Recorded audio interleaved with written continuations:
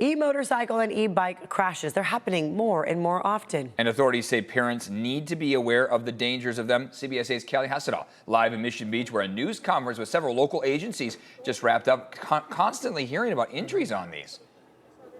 Yeah, absolutely, you guys. And the big thing that they really wanted to get the word out about is there is a huge difference between an e-bike, which you see right here, and an electric motorcycle. And one of the biggest differences is speed. E-motorcycles can go upwards of 60 miles an hour, and authorities are finding some very young kids riding them.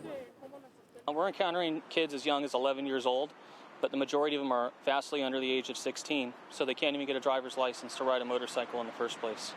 What kinds of crashes, what kinds of incidents are you guys finding? We have noticed an uptick in serious injury traffic collisions involving teenagers on electric motorcycles, and they are getting injuries comparable to someone on a motorcycle, because that's what they're on. They're getting pelvic fractures, broken femurs, life-changing brain bleeds. Some of them are disabled for the rest of their lives.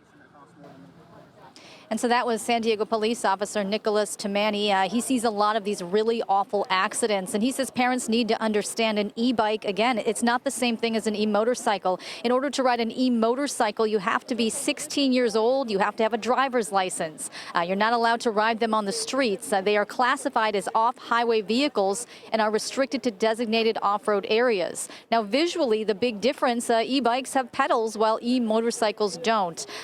E-motorcycles also don't have lights, turn signals. A lot of times in these crashes, they're seeing kids wearing bike helmets, which are not designed for high-speed crashes. And sadly, as you heard him mention, these kids are really suffering the consequences.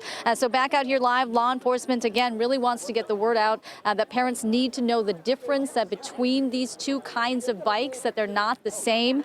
And they are saying that, you know, parents are really taking some big risks in letting their kids ride them. They really want to enforce the fact that parents need to enforce safety rules when it comes to these bikes, and that in a lot of cases, you know, these are pretty dangerous. Back to you. Yeah.